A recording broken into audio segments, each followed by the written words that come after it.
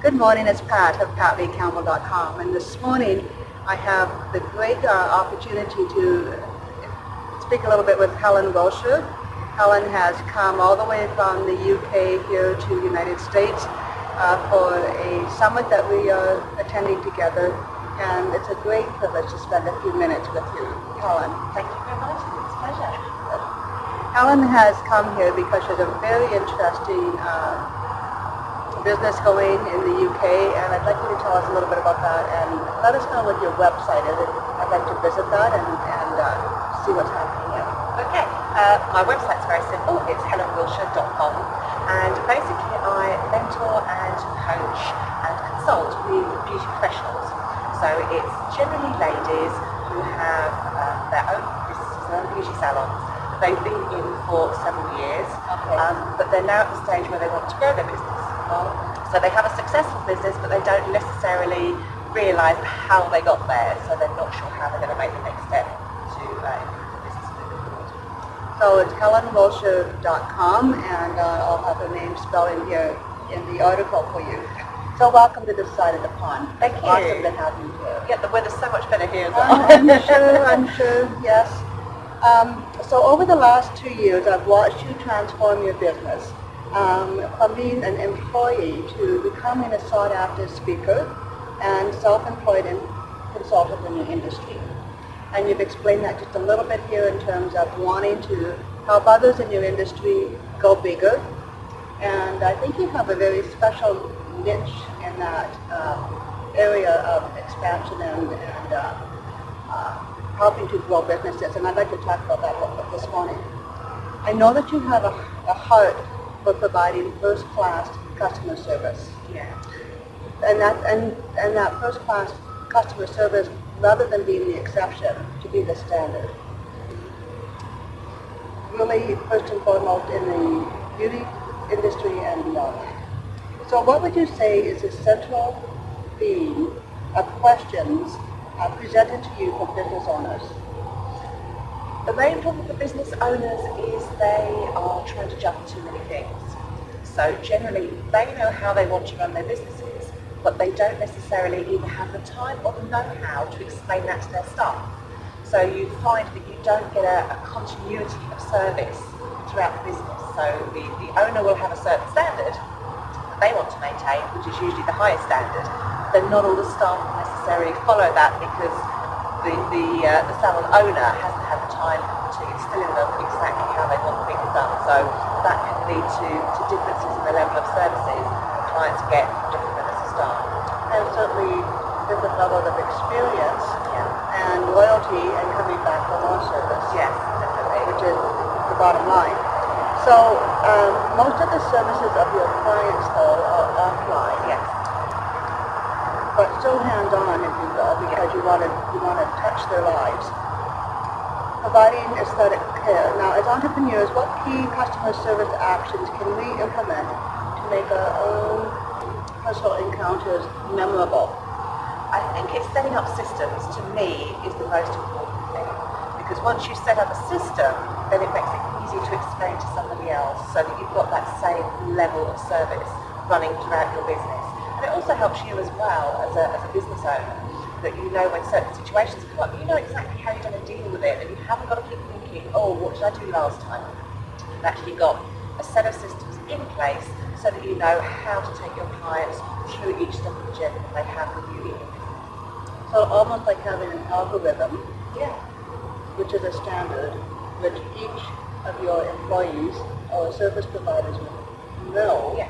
And so then you know that whatever's happening in your salon, you know that the response to your customers is going to be the same. Exactly. We call it a standard operation procedure manual, Yes. an SOP. So it's a big manual. I mean, when I had my salon, it was about this thick. But you gradually build it up over time so that each member of staff knows exactly the standard for each treatment that they're doing, whether that's practical, and also how to deal with each client in any situation that may occur. So they haven't got to say, oh, well, I can't deal with that, I need to go and see a manager. They've got a level of autonomy so they can deal with the client there and then, because that's what the client wants. They want to, whatever issue they want it dealt with as quickly as possible. At the same time, your veteran employees, as well as your new employees, have a sense of security that they don't have to know everything when they come into your business to work, that they have a reference manual, that they wouldn't be studying while they're providing hands-on service, but it's certainly there for them to refer to for that. It works very well to have that little bit of backup and they feel very secure. So as entrepreneurs who are working online, how can we take those elements and apply them to online businesses? I think a lot of that works through the sales funnel that you're doing, that you set up these systems in place so that you have a set way that your customers and your clients move through your online business. So whether that's your first product that you're selling, and then the first freebie that you're giving them, and then the first low cost product, which then leads them into the next one. So you've actually got a journey that the customer goes on, whether it's in a bricks and mortar business or whether it's an online business. It's looking at the customer journey and how you can move the clients from one part onto the next, increasing the sale and increasing the relationship with them too. Yeah. And you said two words that I think are quite key, and I've heard them referenced by other mentors, coaches, and that is systems and standard operating procedures. Two things which help both the business owner and the team to come to work every day knowing exactly what they're going to be doing and not floundering and wondering what the next step is. So that's very good. What is one action? Do you have any observations about customer service and tips to make our business attract more leads and sales, to stand out, if you will? To me, the most important thing is to stand in your customer's shoes. So it's very easy for us as business owners to set these procedures in place and think, that's all very well. But to actually look at it from the customer's point of view, and how easy is it for your customers to deal with you? Because we all know from experience when we've dealt with businesses that sometimes there's so many hoops that they make you jump through because that's their procedure, which is great for them that they have a procedure, they know what they're doing. However, it's not always in the best interest of the client or the customer.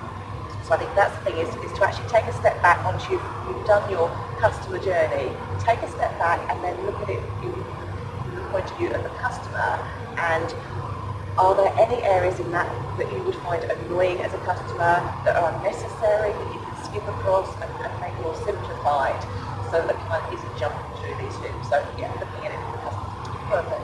And that really applies the timeless principle of thinking like your customer, like stepping into their mind and their experience. And when we are providing our online presence and market, that's one of the first things that we do is define who our ideal client is, what her needs are, what her wants are, and how we can solve that problem. And so that's simply what you're applying here in your systems and standard of operations. Good. So what is one action that you would have your clients do every day that would enhance their customer service? Just one action? I think it's really organised. Looking ahead, preparing for your day, seeing what's coming up so there's not surprises. Because I know certainly in the beauty industry and as a client as well, if you go into a salon and the receptionist looks at you as if to say, do you have an appointment, who are you? Compared to if you walk into a salon and they say, good morning Mrs. Jones, lovely to see you, how are you? It makes the client feel so much more important and valued. So I think that's one of the major things that I would say. Look at your day ahead, see what's happening, know what's happening and what to expect, so that when your clients come to you, whether it's online or offline, because again, if it's offline and you've got calls to do, it's really nice when you phone somebody that they sound like they're expecting your call and they sound organised. So I would say organise your day. Very good. That's a very good tip, which again steps into systems and standard operating procedures, which then helps each day flow smoothly, and then obviously your business is going to expand because everybody's feeling, the customer is happy, they come back, your employees are happy because they're getting a good experience with their customers, and we're working as a team. And it's a lot less stressful for everybody. Yes, for sure. Well, thank you very much. Now be sure to visit helenwilsher.com and see what she has on her website there. And thank you very much for your time this morning. I look forward to spending more minutes and hours with you over the weekend.